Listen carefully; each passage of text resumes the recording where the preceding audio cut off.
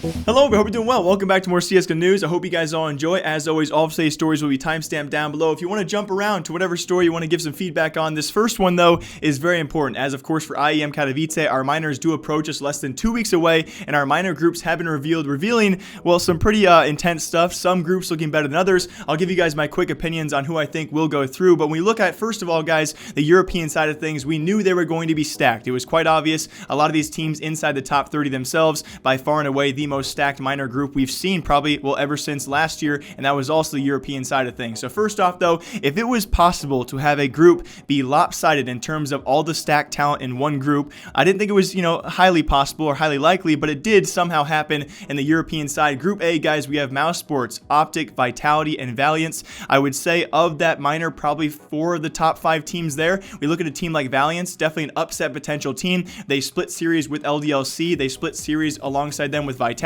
and of course both those teams have also split series with Optic. So I think a lot of people out there probably favoring Mousesports. I think we're also crossing our fingers a team like Mousesports can actually make it through because the European minor is so stacked, but Mousesports should be one of the better teams there, if not by far and away the best team there. And if we want to see a top team at the major like them, well, they have to fight their way through heck and back with this roster. So I will probably pick Mousesports from this group. Alongside them, anything can happen besides those teams. On the other side of things, though, this does actually possibly grant a pass for teams like North and ENCE. You would say possibly an easier route there with ex-Space Soldiers in that group as well. But besides that, though, I would say if there's any team along any of the minors out there to actually have upset potential, it would be the Wendigo roster. If you look at their past as well, over the past month and a half, guys, they have not dropped a map ever since early December. They've also swept many teams out there since then, ENCE being one of them, Valiance being one of them, other teams as well, Havu, Existence Galaxy. They have swept some tremendous teams out there, and if I were to pick an upset team potential-wise to actually make it out of the European minor,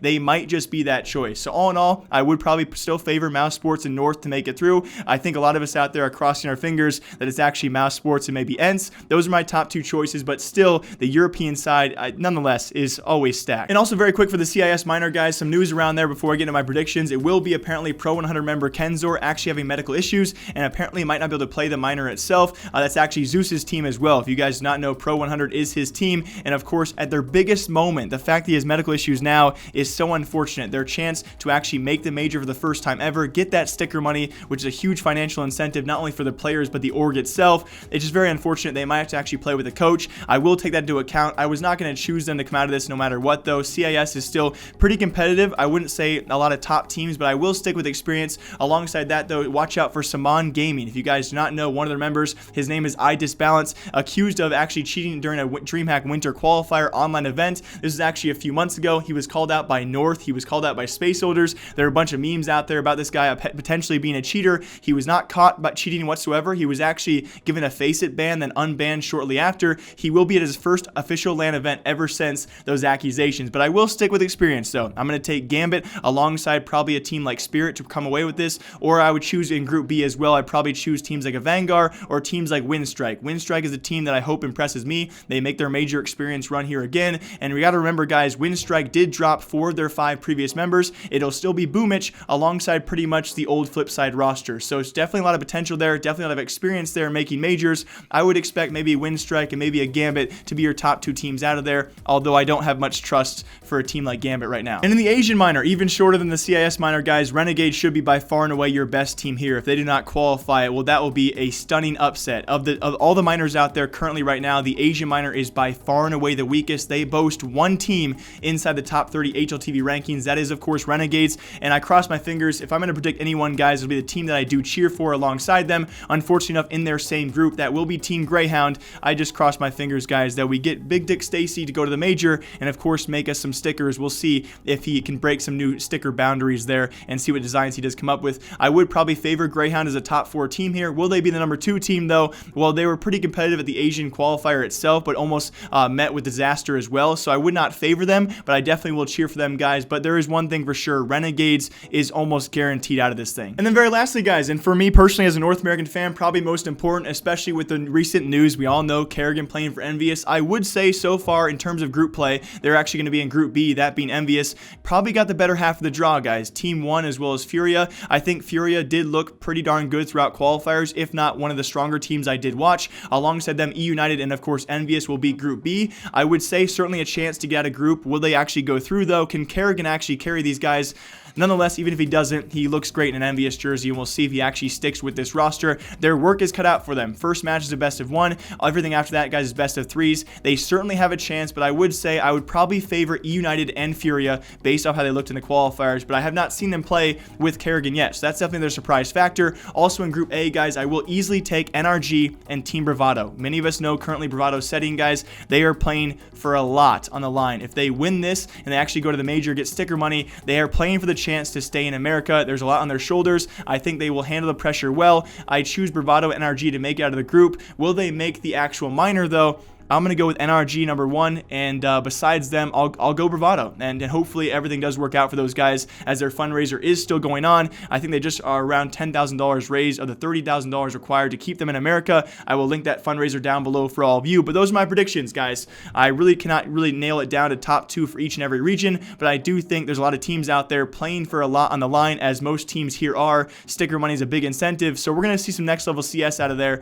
Besides in the Asian minor, that might not be. I want to try and make some bold predictions. I'll give you guys 2 bold predictions, but there's always going to be people out there that say, Jake, that's not really bold. So you know what? You all have your thoughts. You guys can share them down below. You guys can share your bold predictions. Give me 2, give me 3. My first of which, Gambit will not go through. They will not compete at this major. My second of which is definitely a bold one in my opinion. Wendigo makes it out of the European minor. That's my second bold prediction. But anyway, leave a comment down below what you guys think. The minor groups are here. In less than 2 weeks, these teams compete for some big things to make some history. And also announced this morning, guys, it's official. The entire Godsent roster that went to Red Reserve. If you guys remember, Refresh Entertainment owed Godsent, also partially owned Astralis. That was kind of a conflict of interest. They had to sell away the Godsent roster to Red Reserve. I was very surprised. They didn't make their first major appearance together. They could not qualify for the major. And the second time around, they also fell short as well. I wouldn't even say they were too close. I honestly thought without them making a major the first time around, as well as this time around, the entire organization would leave this roster behind, because before this roster,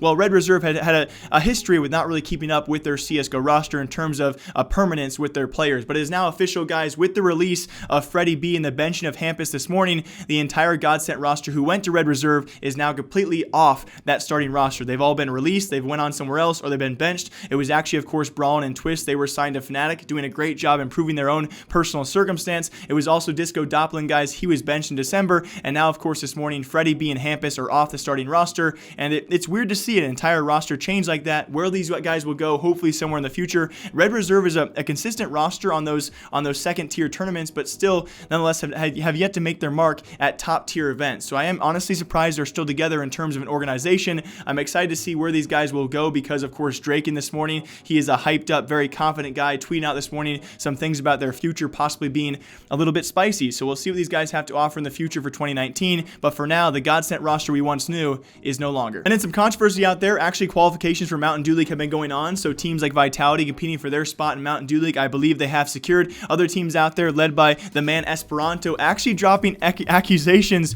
towards Existence Galaxy, their captain of course being Barbar. Currently it was actually Esperanto taking to Twitter last night, and apparently, now I've never heard about this one because I don't look too much into the whole stream sniping things. I've heard stream sniping stories, right, using someone's stream to your own advantage to look at their economy, or of course look at their buy patterns. But apparently, according to Esperanto, it was actually Existence Galaxy captain Barbar checking HLTV during a timeout. He actually had a tech pause that apparently did not need a tech pause for, and during that actually checked HLTV to check the enemy team's money or their economy and see what they would be buying. Now that is obviously, I have not heard about this before. You guys probably have, but that is some next level stuff to trying to get into Mountain Dew League. But this is what happens when it's online, right? When you're trying to qualify for Mountain Dew League, which is of course the step below Pro League, still a pretty large step for some smaller tier teams out there.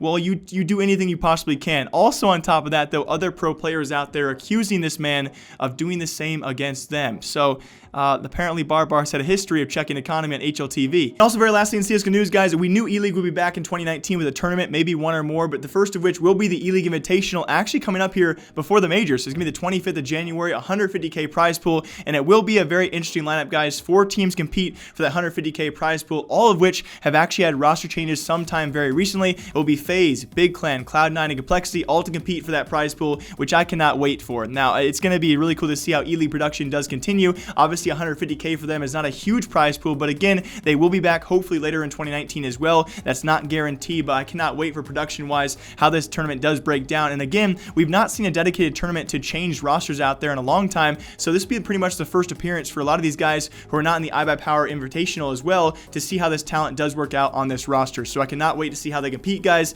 And honestly, of all these rosters, I don't even know who to favor. And that's going to do it for today's episode of CSGO News. I hope you guys all enjoy. As always, my name is Jake. Feel free to leave a comment down below what you guys thought about today's episode. It took me a long time to try and record this one and give my opinion, so maybe I won't be doing that anytime soon. But as always, I hope you guys all enjoy. I will hopefully see you back here tomorrow. If not tomorrow, I'll see you back here Monday. Some big things happening in CSGO, and thank you for being a part of watching. But as always, I'll see you then. Bye.